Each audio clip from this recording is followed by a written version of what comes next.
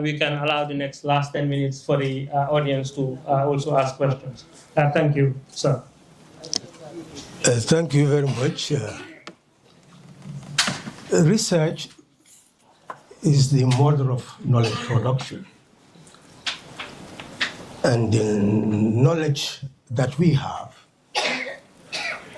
will enable us to innovate policies and how to implement them. So I must first congratulate WFD for this initiative. We need to become a research-based country if we are to move forward. Moving on, 4 fundamental things could be captured from the report. The state dimension of the cost associated with elections, especially for women. It goes into the party dimension and the individual cost, as well as cultural costs. And the cultural does move to another dimension, which is fundamental in the report, and that is the emotional cost. It does give perspective what these costs entail, such as nomination cost, which is rising, and expenditure on nomination day. But let me start from there, that what the report has not captured is that everything you mentioned is illegal. What you consider as campaign cost is illegal cost. If you read section 110 to 123 of the Elections Act, it tabulates everything that is not supposed to be done. To even give food to people for election is called treating under the law. It is illegal.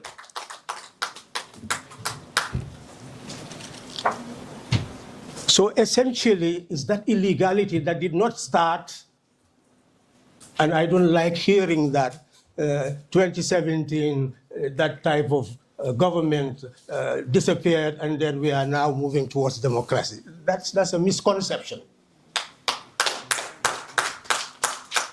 The very foundation of our electoral system, which we have been fighting, you can see this book. You will see the dimension. In fact, at that time, to get registration, you had to have a photograph pinned to your voting card. And most people could not afford a photograph. So politicians will have a list of people that they will bring for registration and get a photographer to photograph them. And that was the starting point of the influence. So what are we seeing? That election is no longer a service and a right. It is now a privilege, which makes the person be seen as a king, as a privileged person. That's how election was seen, is electing a monarch, a king. That's where we started. And that's what we started to fight.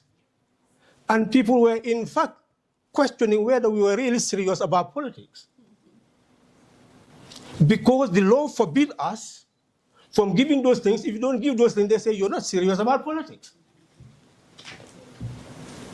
So you see the psyche that was being molded by a system. So the problem, I don't want to go very far, the problem is systemic. It's a system problem. And your next research will have to go into that. So we must honor where you have contextualized the research, and I don't want to go beyond that. But I think I have captured the environment in which we are, which we inherited from the past, up to 2017, which we needed to interrogate and eliminate. We didn't. In fact, it's getting worse. Because if you look at the campaign contribution, immediately when the coalition won, we approached the National Assembly that the deposits, which were then 500,000 for presidential candidate, 50,000 for a National Assembly member, 10,000 for a councillor, we said that we will abrogate it by amending the Election Act. We went to Parliament and amended the Election Act and reduced it back to 10,000 for presidential candidate, 5,000 for National Assembly member, and 1,200 and something for councillors. That was changed. But your current Parliament has increased the deficits. That's why I'm saying it's getting worse. And let's not romanticize the past and the present. Let's look at reality as it is. It's getting worse.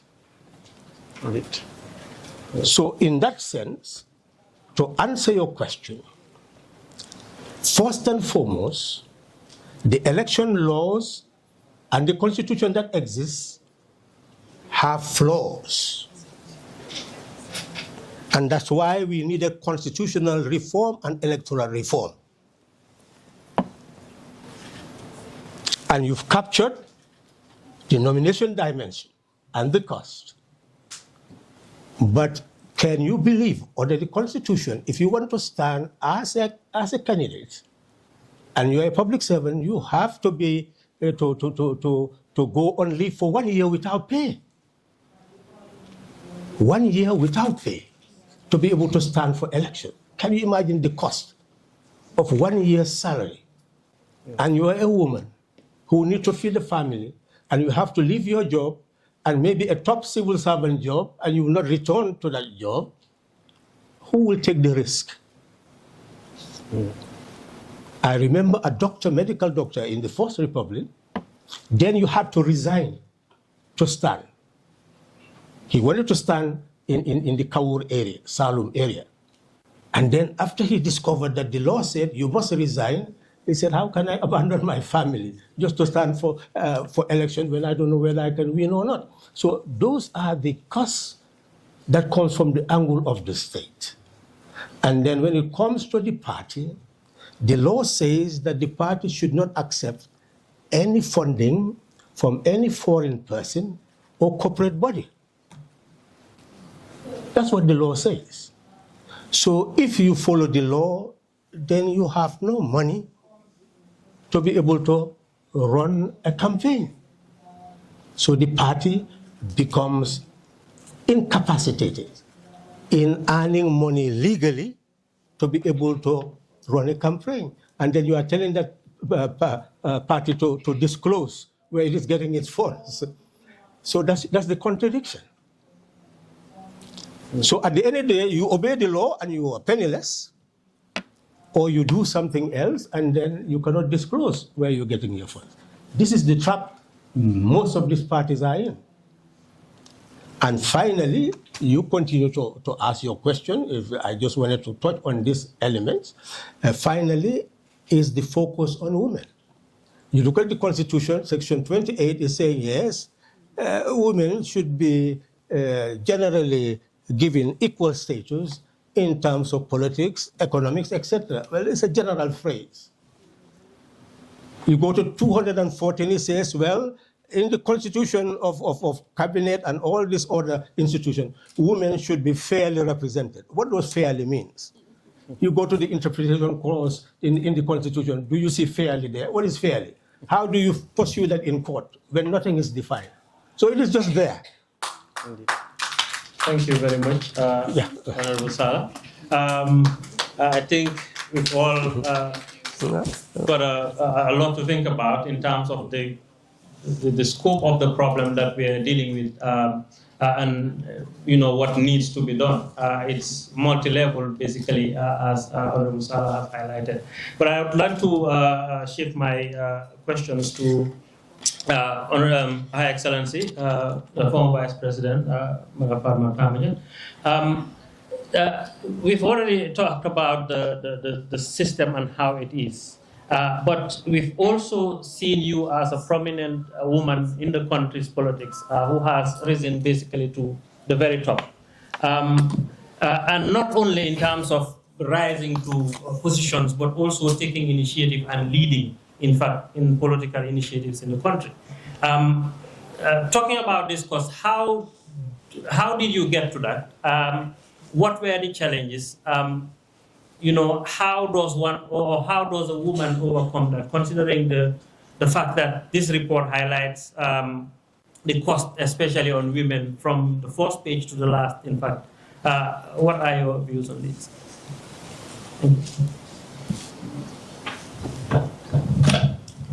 Thank you so much, Mr. Moderator. I want to recognize the eminent people around the podium and also my sisters and daughters around the as participants and delegates from different parties.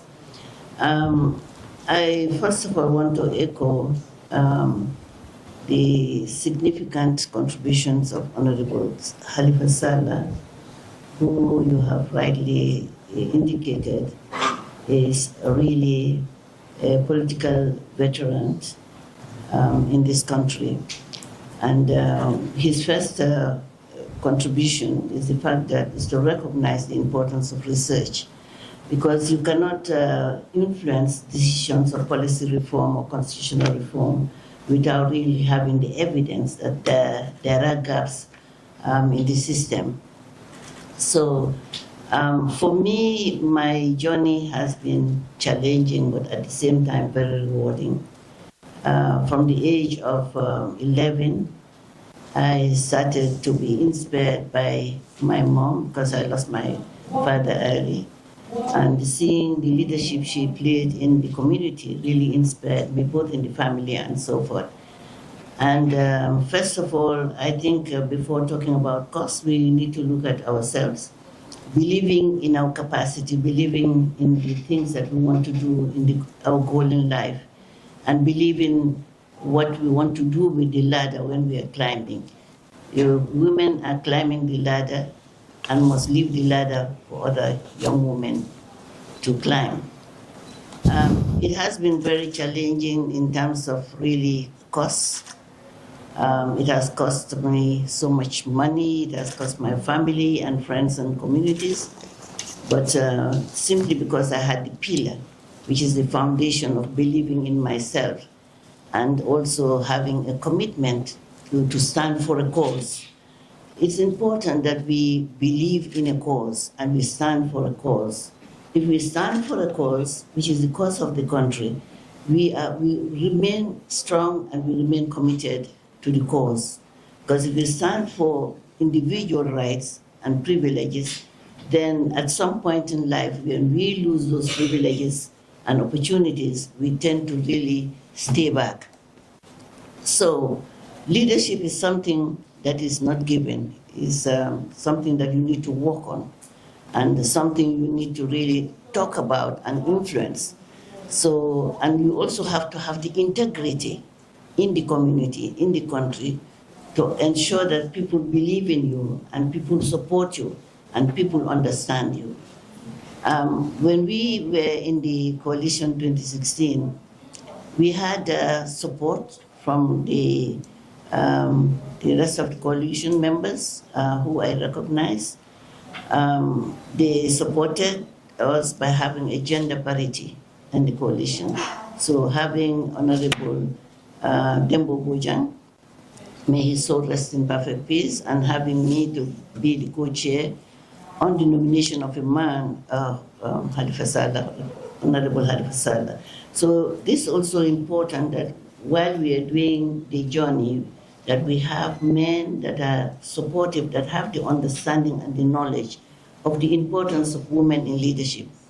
Women by nature are leaders from the home, in the community, and women have that compassion. They have that intuition of what is happening, what is going to happen, and how they can integrate into any program or into any entity that is talking about politics. politics is a difficult trajectory, but once you love something, you have the passion of really influencing and also having a passion to lead, then all the other challenges become really minimal, because your focus would be, how do I influence for women to come, more women to come into politics, and how do we support more women to come into politics? So for me, the issue also has to be in terms of really having the talent and ingenuity to be able to mobilize people, to be able to convince people, to be able to convince and champion the cause of women. And finally, my advice is, has also been my championship, is for us to really have the reform agenda that we adopted as a coalition 2016, in which I also see my senior sister, Honorable Aji Yamseka. We need to have reforms. The fundamental, the bedrock of any reform to ensure that women have equality in the power structures, in governance and decision making, must start from the Constitution. As my brother, Honorable Halifa Sallah, has said, you have so many sections. You have Section 28, you have 214 the constitutions that fairly represented. Those are words that are not significant. You have to have a quota system. In the United Nations Universal Declaration of Human Rights, there is a quota system. You have the United Nations Convention on all forms of discrimination against women. You have a quota system.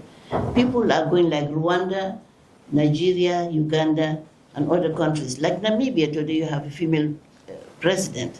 You have a quota system, 50 by 50, taking into consideration the educational level of women. The other constraint that we have is the constraint of literacy, because you need to have the knowledge that you require, you need to have the competence, whether formal education or non-formal education, but you need to have the knowledge, you have to have the base, the competence, and the experience. For instance, sometimes women are limited by education, and we also have the element of poverty. Poverty. Women, families are poor, and to the extent that they have male preference. The male goes to school, has the education, and the female remains as the extension of the mother. So for us, we need to really support women's education.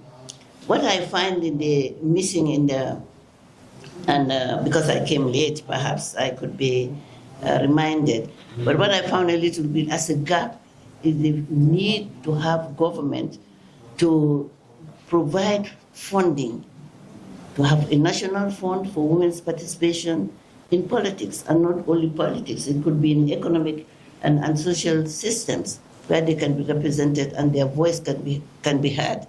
So for me, it was, while it was challenging, I always say that life without challenges is meaningless. So we use the challenges as transform them into opportunities and encourage other women to come in the political spheres. And also, what I would like to say is to look at the partnership. I wasn't here when they talked about partnership, but it's important that when we advocate, for instance, this endowment fund, we need to advocate that we have more partners to support the cause of the foundation, and to see that they ensure that the things that we learn here, as the Honorable Member of Parliament has said, is to really implement. We are very good as Africans in writing, but in developing policies and programs, but implementation is a challenge. So the advocacy must also focus on implementing the programs and ensuring inclusion of women, to hear the voices of women, the aspirations of women, of course in partnership with men that are gender sensitive. Indeed. Thank you very much, Your Excellency. I think one of the things that I think stands out for me is that the fact that you mentioned both the need to find internal resilience within oneself, especially as a woman in the getting into this field, but also the fact that the system has to be, or the structures have to be there also to support. And I think in the last part, you also mentioned the fact that we need to move away, I think, from when we talk about women development, and I think Honorable Salah also did mention it, that we tend to look at it in a very narrow lens. When we say women development, okay, let's give them microfinancing, tie and dye, some little, side hustle here and there, and we call that development. And I think we need to shift the mindset from that to really looking at, impactful participation of women. But I'll now move on to Madam Sok. You came into the political scene when a new dimension came on social media. And I can still remember the first time I saw that you announced you were running for president, and I saw the reaction on social media. And of course, the report does talk about that the social cost also of women participating in the politics. And I just want you to reflect on that and how does that impact, one's aspirations to run. But you are still here, you're still standing. What does it also take to deal with that and to resist and to still stand strong? If you can reflect on this. Thank you so very much. Thank you so very much for having me on this WFD panel today. I want to recognize Honorable Halifa Sallah, Her Excellency Fatmata Tambajang, and all the representatives of the political parties and members inside this hall today. It has not been an easy ride for me because I felt that I was coming with a change, especially when I've been in the Gambian political arena since 2015. I did help set up 2 political parties as a woman. But then I came to realize, and I think Honorable Halifa mentioned that we, most of these guys just want to be kings. And it took a lot to realize that, because you as the woman in that party, you are like the how do you call it, the iron lady. You're the one basically regulating everything, creating everything for them to just sit there and become kings. And that's one of the reasons I shied away from politics for a bit after 2016, and I continued doing what I was doing. And when people approached me to lead because they've seen what I've done in these political parties, they've seen the work that I've done in these political parties, they decided to approach me to stand for the presidency. It was a tough decision, but I took it. Now, I'm not so concerned about the social media because I'm coming from a country where social media has been there since before. It's just unfortunate that Gambia is just waking up to social media. And of course, they're not using social media wisely. It's a new thing. So when something is new in a country, first they use it to abuse. They don't use it to make money. They don't use it to educate.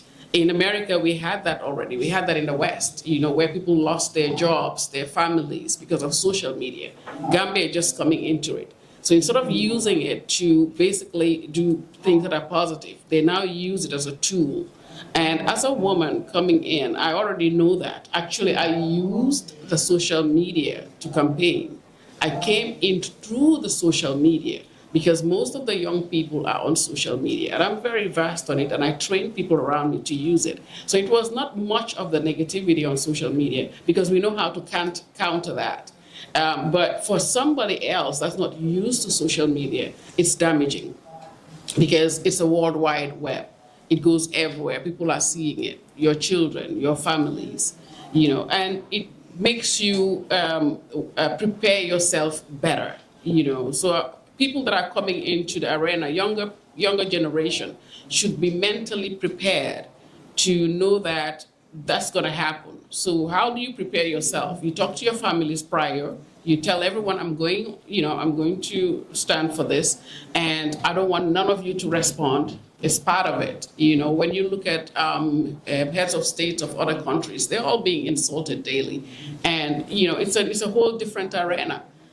As women, we cannot look for sympathy because we want to stand on that pedestal. We cannot look for empathy as well because it's, like I said, it's a so-called man's world. and we want to be in that man's world to change the narrative so it's now diverse. You understand? But to do that, some of us have to fight it. Some of us have to stand strong and not look for, oh, because jigéen la dama ko wara yirim. No, it is what it is. You have to be prepared mentally for it. So I am prepared mentally for it. I've worked in a men's world in Chicago. I always tell people I swam with the sharks and never got bitten. So this is guppies for me, you know. And coming to Gambia, it's my home. Nothing that they say can affect me, because if you insult me or tell me anything, you might be insulting your auntie, your grandmother, or your cousin. And sometimes, most of the time, when they do meet me in person, it's like, oh, you're Madam Sock. Oh, so, I said, yeah, I recognize you. You were the one to, so they don't know. And we need to look past that. What we focus on is how to change the system in the Gambia. And when you focus on that, in making Gambia better, making Gambia greater, these are just small things that comes along the way. And I think we will overcome as women. Thank you very much. And I appreciate exactly the point that you make, that, with social media, there has to be an understanding that you can't really control it, you can't do much other than understand it and then try to change the dynamic. Well, I'll do the second round of questions, again, starting with you. Because one of the things is that social media usually is just an extension of, society's kind of character into the digital space, right? And so how do we fix that? Because you can't then fix social media without, or the attitudes in social media without fixing the issues on the ground. And in terms of the way women are approached, because now the reason why I raised it also was that there is a disparity. If a woman comes on social media to say, I'm standing for elections, it's different from when a guy comes on social media and says, I'm going to run for elections. So how do we kind of create an understanding, a balance there? How do we address this issue? Well, Gambians are just showing themselves. It's part of our social norm. Whatever it is happening within ourselves, without going on social media, is exactly what they're portraying, which is bad for the country. And this is one of the reasons we talk about, sensitizing. We talk about attitudinal change. And attitudinal change and all that comes together also with a system. When we change the mindset, we change the system, that all will change. But it's gotten worse. I mean, even from the change that we were looking for in 2016, we talk about democracy, but Gambians were not prepared. They don't understand the word democracy. They don't know what it means in the sense, So they use democracy and freedom of speech and all that tied into insulting, especially when it comes to women. And we are forgetting our fabric as people. We're forgetting our family values, our culture. Because even if you talk about religion, women are portrayed on a very, very high pedestal. So it's just what we have built or developed as people on our social network, on our social fabric, that is now coming out in social media. So we need to go back to the drawing board. We need to bring back that sanity in our society, in our system, respect. But it all comes down to the governance, who is at the realm of things, how the country should be governed. Then you talk about exactly what Mr. Salah said, and Her Excellency, is a system. When a good system is put in place, when a proper system is put in place, then respect automatically, is given, But until then, nothing is given. You can insult anybody because of politics. You can disrespect somebody that can be your grandparent because of politics, and nothing happens. And then it goes by political parties too. It goes by who's affiliated with who, from the sitting government to down. So when you do that, your followers, your militants, they feel that is the only way they can now damage the character of another person, especially when it's a woman. And we need to change the narrative. Like Mr. Hapsala said, I keep quoting him because he said a lot of things that are very important here, and we need to take that into consideration. Thank you indeed. And I'm also now going to quote him because, Honorable Sala, you talk about sovereign citizenship. And a lot of the issues I think also here is that when you talk about we have a systemic problem and it needs to change, but you talk to the general public and they accept these things as it's part of politics. How does change happen without that sovereign citizen really taking on the initiative to demand that change? How do we fix this problem?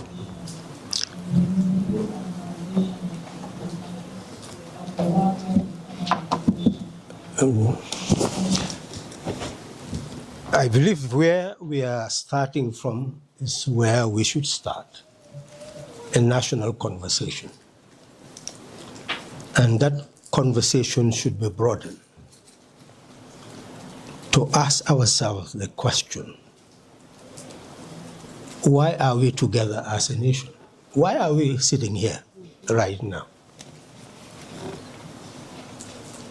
Something connects us which should not be disconnected, and that is nationhood, is being part of a country. So we are unfortunate that from inception, that socialization process that should have taken place for us as children to grow up knowing that we are part of a country, that citizenship education had never taken place. Up till now, go to the school system. We went to school not knowing what a country was. We had to engage in self-education to discover yourself. And you know who you are. And why are you voting? Why do you have a voter's card? That is the greatest demonstration of your power. That each citizen has power. But we continue to say we are powerless. But that voter's card is power. And together with you, the power enlarges to be able to influence. We become the majority. We change government like 2016. Who was more powerful than the head of state who was here? What brought about the change is that might of the individual connected to the others and become the collective might that brought about the change, but that's not enough. That might also must lead to collective consciousness that we are changing for a purpose. We are changing not for individual self, for each of us, to general welfare. And again, look at the Constitution. It says that the authority, that consent that you have is an authority, and no authority should exist without deriving power from that consent. And that authority must be utilized for the general welfare. So there is a direct connection between entrusted power with serving a population. So then, if that is our mindset, then why would we compete in a combative way? It's like we are just simply contesting as to who can best serve the nation. Each of us will want the best person who can serve the nation. So that mindset creates that environment of conviviality, of camaraderie, of that these people really, you love nation, you love people. So there is that togetherness. Ask them when we started this coalition building. At a given stage, you cannot even recognize party issues. Everybody was there for a purpose. But once you start dividing into interest groups, then that is it. Then we move, as you've rightly said, you move from contest to actually seize power, to get power, to fight for power. So you attack to take over power, and attack is hostility. So from my perspective, is that this conversation that is taking place, and is taking place in many places, is the national conversation that we need As soon as we get a government that promotes that, or we as citizens we become more mature than an existing government, that we make it as a national conversation together as citizens, we'll be making the step forward of knowing why we are Gambians, why we have voters card, why our consent must be united to have common power, because individual power will not lead to change. And when we bring about that change, what do I deserve? What do you deserve? Better education, better schools, better hospitals, better services in general, equality between men and women. Whoever can perform will best perform in the interest of the nation. Thank you very much. I can do this all day, it's just a matter of time, right? I can sit here and be asking questions all day. Your Excellency, a number of things you said in your earlier, comments. One, I think of the need for a role model to look up to, somebody to look up to in society. That also indicates that there needs to be this issue or these challenges that we have need to be fixed from the grassroots level, basically from the family level, to build confidence in our young women, our daughters, our young girls, to actually have confidence in themselves, build resilience, also give them good role models to look up to. That is one. But because we don't have, we've all seen also the issue of youth and the challenges that youth face in politics, and youth starting at an early age. The youth today have another dimension to their challenges, which is that the whole global system, I think, is about self-branding now, how to be successful. And that's also very individualistic in its messaging. And so how do we help young people to avoid those pitfalls of,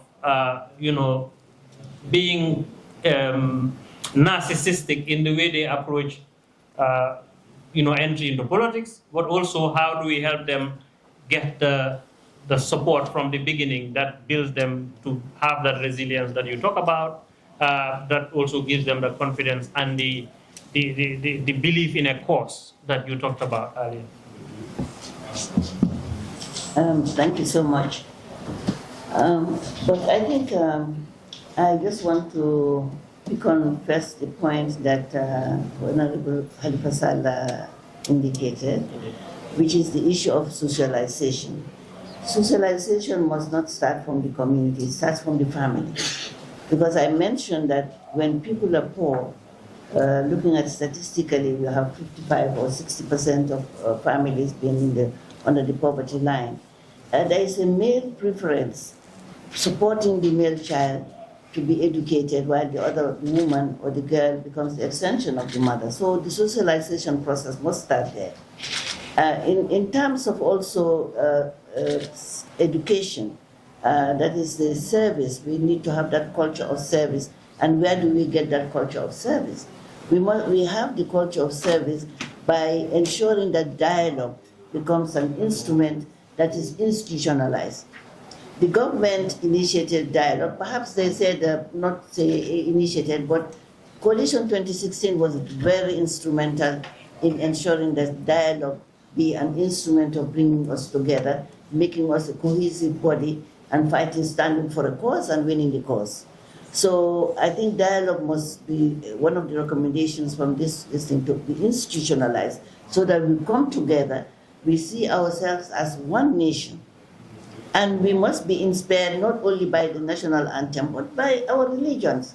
Every religion preaches unity of purpose. So once we know that, have that understanding of unity of purpose, then we can really know that we are one nation and we can serve.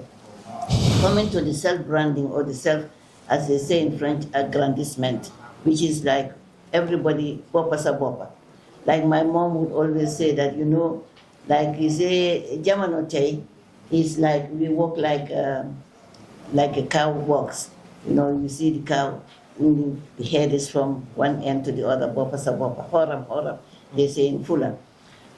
What we need to do is to really build the culture of service, the culture of nationhood, civic education was in our educational system, in the curriculum, but now you don't have educational system. You don't have that quality civic education that will prepare the child, whether girl or boy, to become somebody that will focus on serving his or her nation.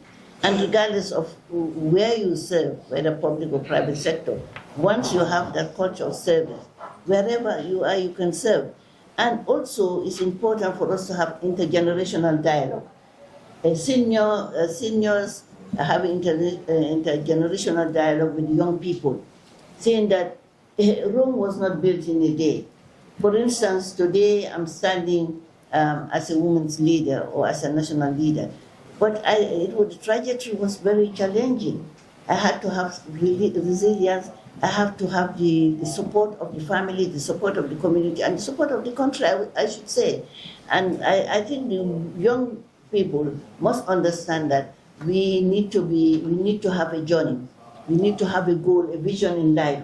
What do you want to be? And how do you want to be? You can never achieve anything by being alone. And this brings us to the phenomenon of our children dying in the Mediterranean seas.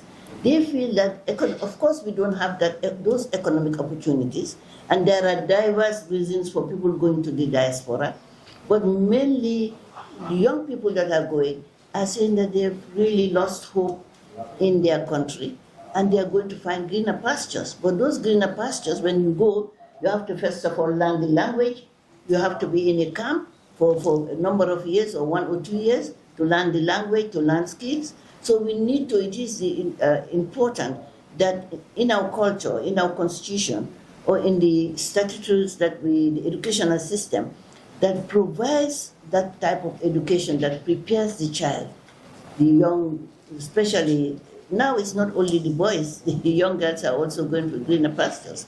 So we need to look at that. Intergenerational dialogue would help mentoring young people and supporting them in their cause. Sometimes all you need is just to guide them. When I was vice president, I remember young people were coming and we want to see you. And my protocol would say, Ma, dañ la getting rek, you know. But I'm a servant of the people. And sometimes just to see, to hug a child makes a big difference. Most of the people, when they said, dafa doy, the crisis that we had during the coalition building, when they came, I spoke to them as a mother. So there is also humility in leadership. You must be humble.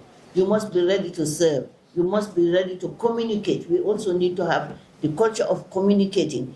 And also my recommendation is documentary. You know, women, Mrs. Rachel Palmer was among the women that really claimed independence, 1965, from Britain. She was one of the women.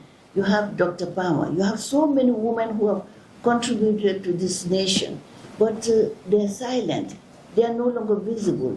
It seems that they are no longer relevant. They have done extensive work, you know. So then we need to use that culture of documenting, writing. I am one of them. For many years I have been procrastinating of writing, but now I have been inspired that I don't want to die and leave the little thing that I have done, that I want to inspire younger people to learn and to die. Just as the great writer says, Ampati, he says when an elderly person dies, the whole library is burnt.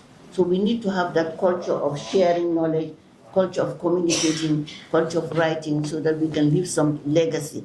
Because the most important thing is also for us to think about legacy. What type of legacy do we want to leave as mothers, as leaders, women leaders, and also as community leaders? Wherever we lead, we need to leave a trace and also legacy. So I believe that there is hope. I always say that as a believer, there is hope.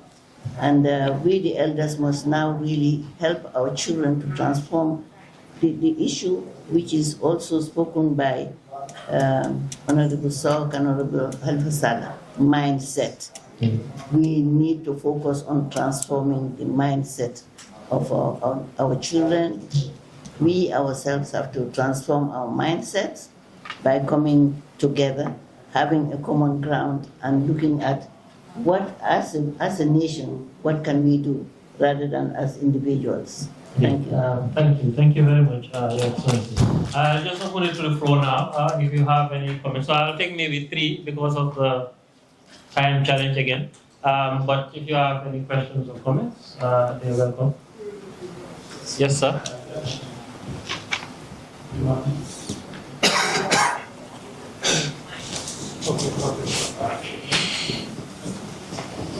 Is there a mic?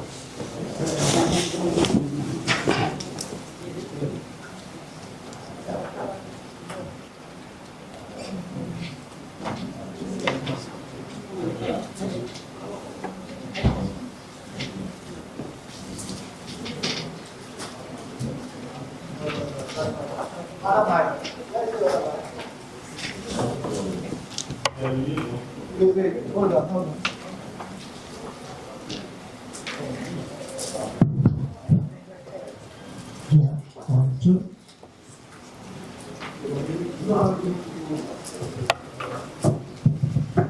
Thank you very much. I am from the Independent Electoral Commission. I have a comment. That is to inform the gathering that the Independent Electoral Commission is committed to conducting an inclusive election in this country. We also continue to advocate for political parties to ensure they have this quota system within the party structures and to actually nominate candidates in areas where they can win. So this will also increase women participation in decision making. It's also key. We also continue to advocate. This has been embedded in the strategic plan of the IEC 2025-2029. That is to conduct an inclusive election in this country. Thank you so much. We have also created a gender and PWD unit at the IEC. And this gender and PWD unit has just completed the second leg of sensitization across all the regions in the country to actually sensitize young people, youths and women to know about their rights and political participation. I thank you so much. Any other comments?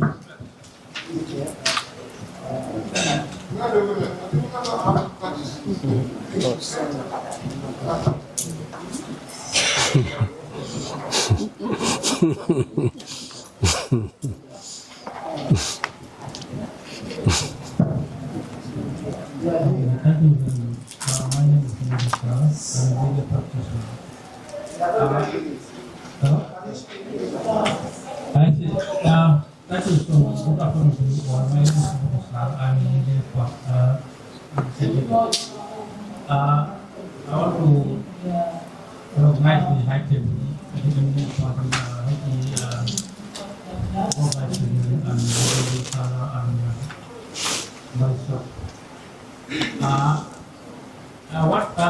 The meeting is very timely because it's very important if you look at the standard of our democracy, especially in our parliament. Looking at the scope of our parliament, we have only 5 representatives who are women. Only 3 are elected and 2 are nominated. So that is very worrying. And in a democracy, I think, just as Adi Tabu has said, to have a genuine democracy, you must have a gender justice. So, and as these people, they have the current parliament, they have increased the fees of the to stand for a National Assembly election and council from 50,000 to 150,000. I think it's worrying because in a democracy, it shouldn't be like whose wallet is heavy. I think it should be all inclusive. If you want to do like that, it means that it is for the rich. So this one, I think, is very worrying. And second, we are coming for the 2026 election. So as politicians, what are your tech? What are your last scope heading to the 2026 election with this kind of levy to serve as a parliamentary president for council election? Thank you. Thanks. Good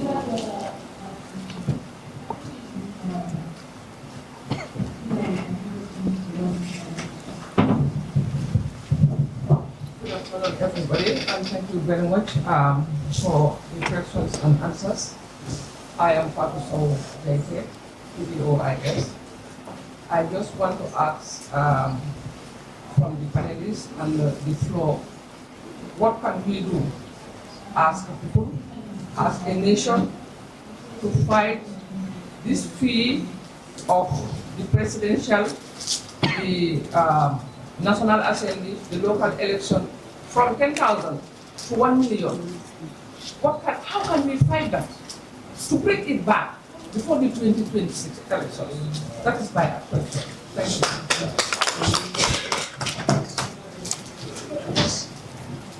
So one more, and we'll. Good morning, everybody. And thank you, the ministry, for this wonderful initiative.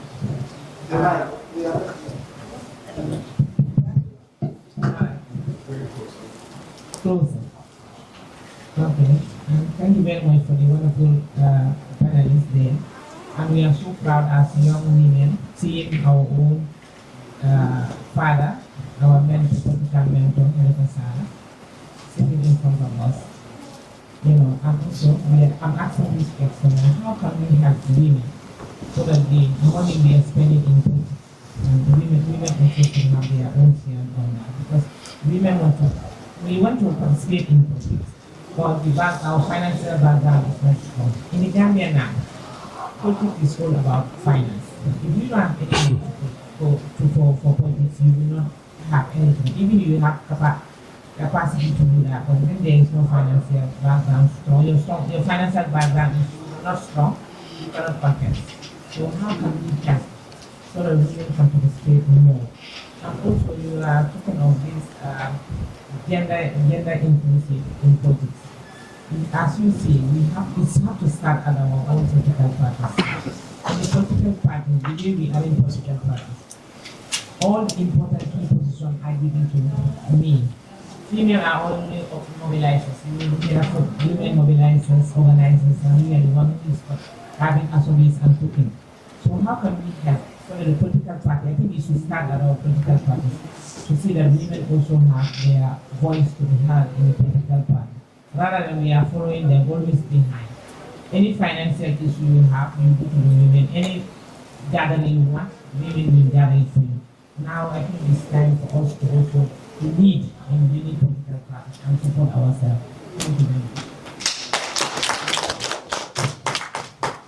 I think that would be about it. I'm told to stick to time, so unless I don't have any, commitments, so I can go on. But I've been told to stick to time, so I'm trying to do that.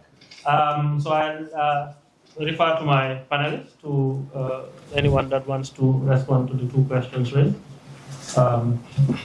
You're welcome. You Okay. can give it. You want to respond? You want to respond? Yeah, you take it. You want to say something? Okay, I can. Yeah, I'm having challenge with this.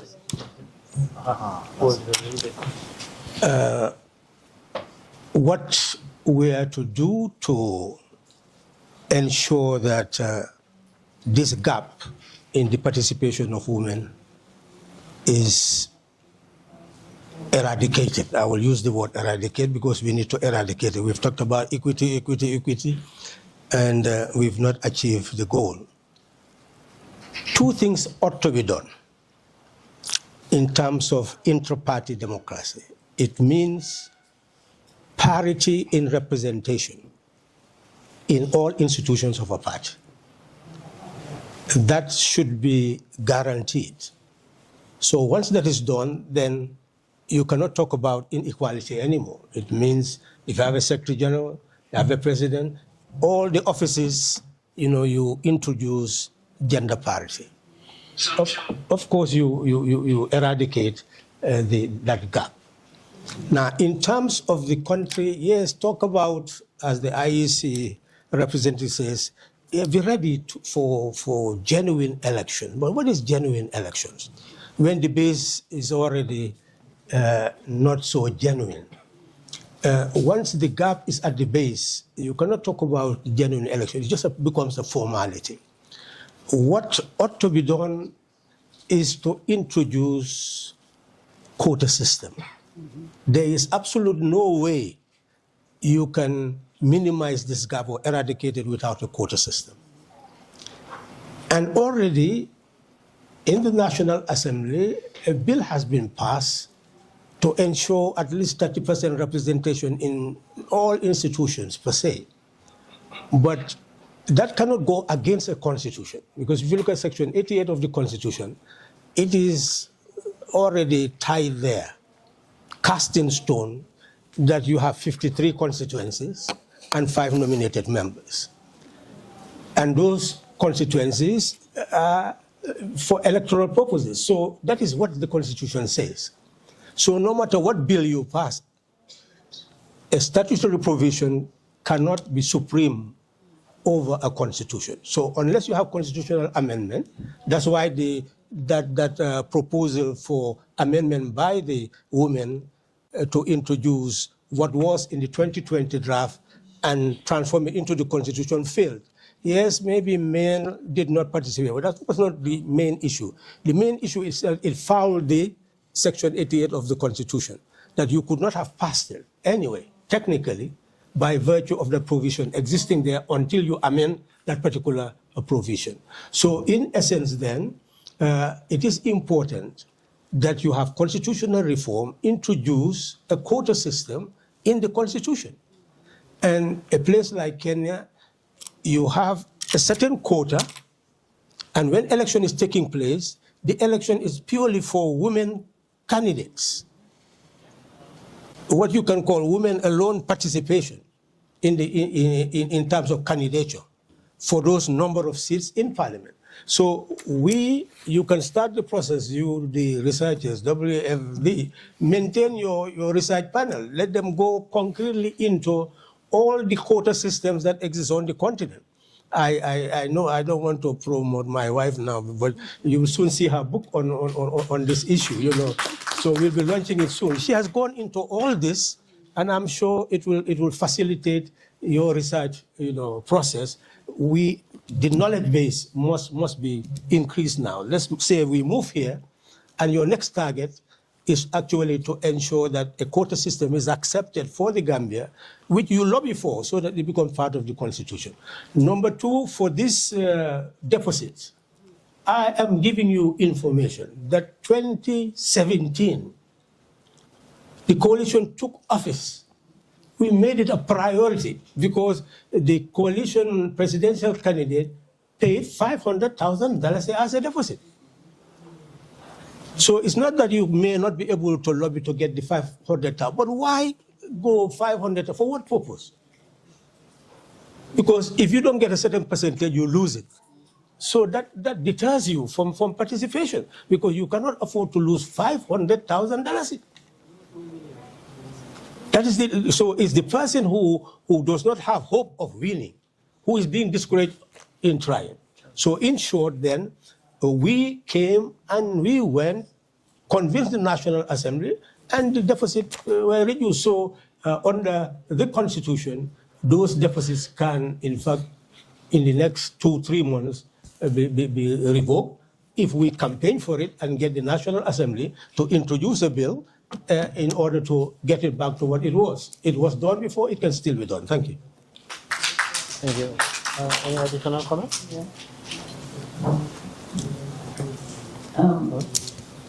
Beyond the constitutional reform, I think we need.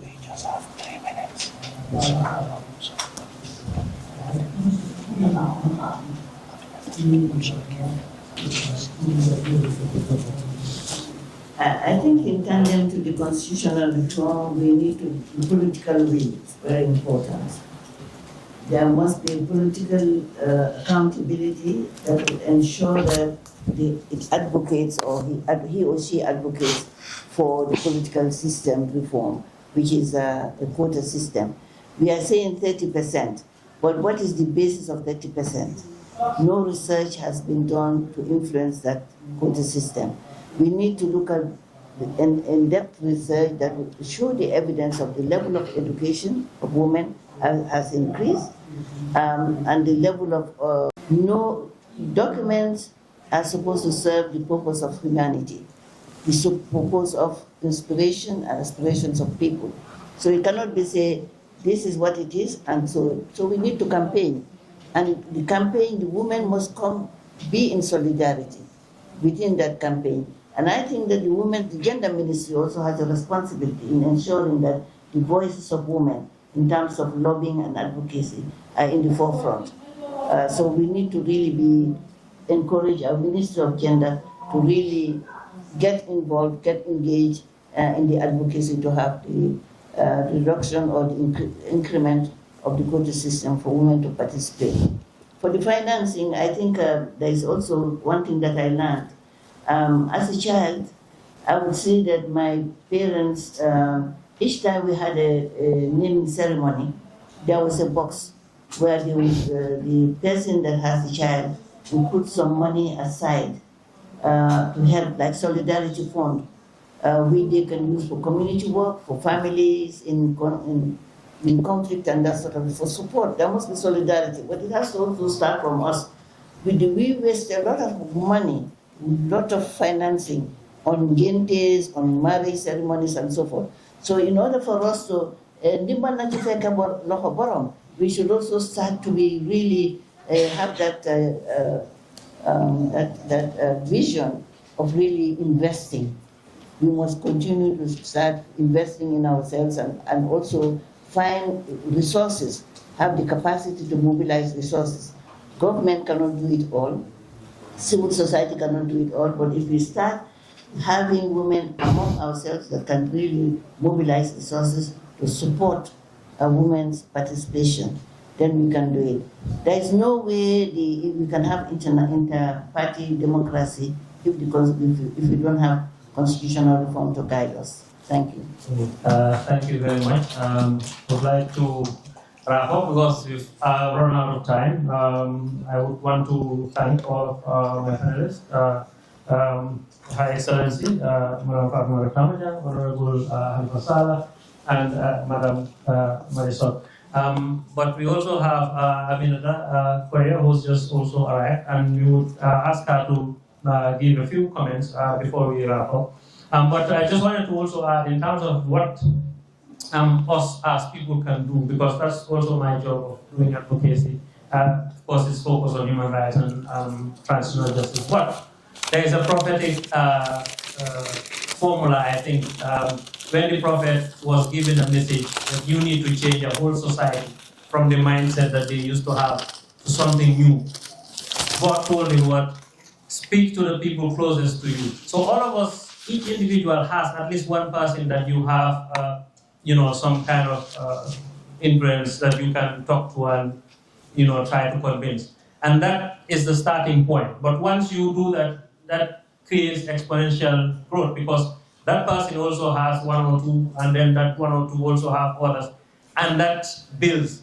But also then at the other side of that is that you also build networks. So he didn't stop at that. Once it got to a certain mass, he also started to send people out, building networks. And that is what gives you the critical mass, the momentum to create change within a system. So I wanted to highlight that. And I hope that when we leave here, we each think about how we contribute. Because also there's a saying that everybody thinks about changing the world, but very few people really do think about how they can change themselves and, their little circle of influence. And I think we need to start from that. But thank you very much. I think this is a conversation, as Honorable Sarah said, that needs to continue, that will continue. But I'll hand over to Aminata to just give a few comments, and we'll call it a day. Thank you very much. Good afternoon, everyone. And my apologies, I could not make it earlier today due to circumstances beyond my control. But I wanted to be here since in the morning. And it is an honor to be here among such distinguished panelists, and also seeing women from all political parties represented here. And I think I would like to commend the Westminster Foundation for the launching of this research on the cost of politics. We as politicians, I have run for public office twice and lost, and we know the constraints, and not only the constraints, but the challenges that we go through, but especially women, the lack of proper funding and support that is hindering the progress of women in politics. But I must also say, I am very much impressed that the future is bright, because if I can see the former Vice President, Mama Fatmata Tamajan, committed to running for public office, and I have seen Madam Mariswak, who is an auntie, and I admire, also still wanting to run for the second time, attempting for the second time, then I would say this will not only change the dynamics, but it will also encourage women to say, truly, women can also seek the highest office in this country. And like I said, what we need is commitment. We need commitment to show we want more women in parliament. We keep saying we want more women in politics, yes. We have been training women to participate. But like I said, if we look at the issues and the challenges we have, the grassroots, we have to take note of the grassroots. Women need to understand why we need to have more women in politics. And they are the voters. If we consist of more than 57% of the vote, and yet we do not vote for our fellow women, then we have a problem. It is not a women versus man problem. It's not. What we are asking for is for equal representation. And this is why we need the quota system. And in order to have that quota system in place, we need to have women who will stand and say, we want this. And as women from different political parties, we need to work towards that and put aside our differences. And like we said, this is for the progress of women in general. For that being the case, I think the FGM law, repealing of the FGM law, the attempt at the National Assembly, has shown us clearly why we need to have the quota system and women in parliament. And for that being the case, I think all we need is commitment from all women, and we need to support, but I think we need more advocacy on the grassroots. Thank you. Thank you very much, Aminata. And I would say one final thank you to all my esteemed panelists, and thank you to the audience as well. Thank you. All right, thank you. I will take it up from here. Thank you very much. Now we can allow our panelists to go. Before we go, I think some of you who cannot speak English probably will just do a summary in Wolof. Mbokk yi nga xamante ne ñu ngi bàyyi ko ci yeneen jamono yi ci yeneen classe wala yeneen film yi li doon wax rek mooy book bi nga xamante ne moom ngeen amee fii nii mooy lu ñoo ooyee report dañ gëstu ne naka la jigéen ñi di taxawee pour gis ne jigéen ñi ñoom tamit gis nañ seen bopp ci mbiri politique. I'm fine. Okay. I will come and see. Yes. Report on cost of political research. Sister, thank you very much. We have to see. Thank you. We will. Yeah. We will. We will. We will. We are all inspired, and we let yes. We keep it up. Yeah. So, by the way, comme beaucoup de gens ont fait le dialogue, beaucoup de Westminster Foundation et puis zero kaje ko musolu ka since I was going to the primary school, your former guy, Moses Sambo, he was my primary 5 teacher. Yes, yes. I used to sacrifice my lunch to buy period just to read it. Thank you. Follow your comment. Thank you. Just unfortunately, like I don't understand. No, let's keep up. You are here. Let's move on. Long time. Yeah. Once again, thank you. Assalamu alaikum. So how are you? So Assalamu alaikum. Thank you. Thank you so much. All right, thank you. Okay, all right. All right, thank you. Yes. Okay, well, I'm going. You can take it from me. So, please, Balano them breakfast, let's go look up a group photo. Because the history for the women, let's have a group photo. Fatmata, can you show them where we are going to have the group photo? No, documents are supposed to serve the purpose of humanity, the purpose of inspiration and aspirations of people.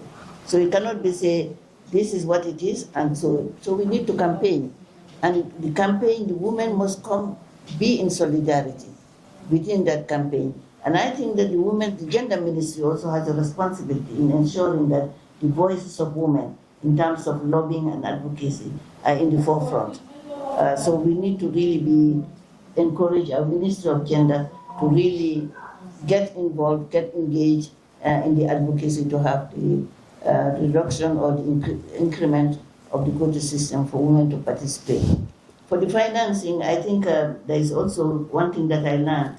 As a child, I would say that my parents, each time we had a naming ceremony, there was a box where the person that has the child will put some money aside to help, like Solidarity Fund. They can use for community work, for families in conflict and that sort of, for support. There must be solidarity, but it has to also start from us. We waste a lot of money, a lot of financing on gentes, on marriage ceremonies and so forth. So in order for us to, we should also start to be really have that vision of really investing.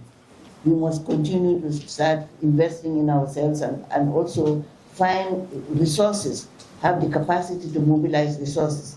Government cannot do it all, civil society cannot do it all, but if we start having women among ourselves that can really mobilize resources to support a woman's participation, then we can do it. There is no way we can have inter-party democracy if we don't have constitutional reform to guide us. Thank you. Thank you very much. I would like to wrap up because we've run out of time. I would want to thank all of my panelists. Her Excellency, Madam Fatma Tamaja, Honorable Halifa Saleh, and Madam Marisol. But we also have Aminata Korea, who's just also arrived, and we would ask her to give a few comments before we wrap up. But I just wanted to also add in terms of what us as people can do, because that's also my job of doing advocacy. Of course, it's focused on human rights and transitional justice. But there is a prophetic formula, I think, when the prophet was given a message that you need to change a whole society from the mindset that they used to have to something new. God told him what? Speak to the people closest to you. So all of us, each individual has at least one person that you have, some kind of influence that you can talk to and, try to convince. And that is the starting point. But once you do that, that creates exponential growth because that person also has one or two, and then that one or two also have others, and that builds. But also then at the other side of that is that you also build networks. So he didn't stop at that. Once he got to a certain mass, he also started to send people out, building networks. And that is what gives you the critical mass, the momentum to create change within a system. So I wanted to highlight that. And I hope that when we leave here, we each think about how we contribute. Because also there's a saying that everybody thinks about changing the world, but very few people really do think about how they can change themselves and, their little circle of influence. And I think we need to start from that. But thank you very much. I think this is a conversation, as Honorable Sarah said, that needs to continue, that will continue. But I'll hand over to Aminata to just give a few comments, and we'll call it a day. Thank you very much. Good afternoon, everyone.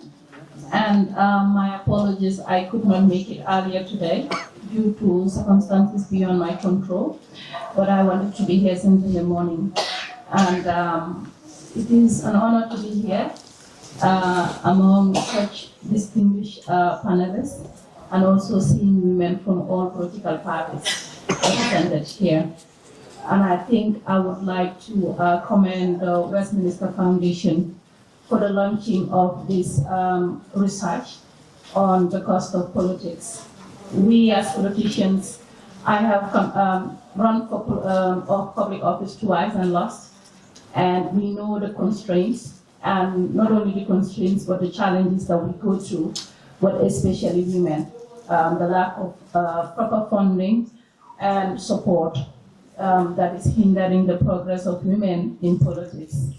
But I must also say, I am very much impressed that the future is bright, because if I can see the former Vice President, Mama Fatmata Tambajan, committed to running for public office, and I have seen Madam Mariswak, who is an auntie, and I admire, also still wanting to run for the second time, attempting for the second time, then I would say this will not only change the dynamics, but it will also encourage women to say, truly, women can also seek the highest office in this country. And like I said, what we need is commitment. We need commitment to show we want more women in parliament. We keep saying we want more women in politics. Yes, we have been training women to participate. But like I said, if we look at the issues and the challenges we have, the grassroots, we have to take note of the grassroots. Women need to understand why we need to have more women in politics. And they are the voters. If we consist of more than 57% of the vote, and yet we do not vote for our fellow women, then we have a problem. It is not a women versus man problem. It's not. What we are asking for is for equal representation. And this is why we need the quota system. And in order to have that quota system in place, we need to have women who will stand and say, we want this. And as women from different political parties, we need to work towards that and put aside our differences. And like we said, this is for the progress of women in general. For that being the case, I think the FGM law, repealing of the FGM law, the attempt at the National Assembly, has shown us clearly why we need to have the quota system and women in parliament. And for that being the case, I think all we need is commitment from all women, and we need to support, but I think we need more advocacy on the grassroots. Thank you. Thank you very much, Aminata. And I would say one final thank you to all my esteemed panelists, and thank you to the audience as well. Thank you. All right, thank you. I will take it up from here. Thank you very much. Now we can allow our panelists to go. Before we go, I think some of you who cannot speak English probably will just do a summary in Wolof. Mbokk yi nga xamante ne ñu ngi bàyyi ko ci yeneen jamono yi ci yeneen classe wala yeneen film yi li doon wax rek mooy book bi nga xamante ne moom ngeen amee fii nii mooy lu ñoo ooyee report dañ gëstu ne naka la jigéen ñi di taxawee pour gis ne jigéen ñi ñoom tamit gis nañ seen bopp ci mbiri politique I'm fine. I will come and see. Yes. Report on cost of political research. Sister, thank you very much. We have to see. Thank you. We will. Yeah. We will. We will. We will. We are all inspired, and we let yes. We keep it up. Yeah. So, by the way, comme beaucoup de gens ont fait le dialogue, beaucoup de Westminster Foundation et puis ce qui est Since I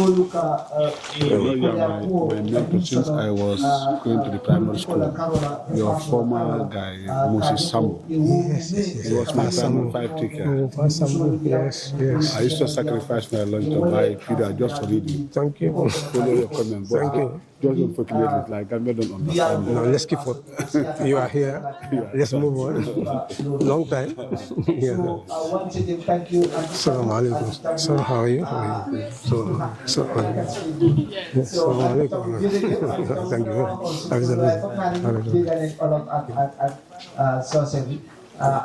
Thank you so much. All right, thank you. Okay, all right. All right, thank you. Okay, well, I'm going. You can take it from me. So, please, balano them to breakfast. Let's go a group photo because the history for the women. Let's have a group photo. Fatma, can you show them where we are going to have the group photo?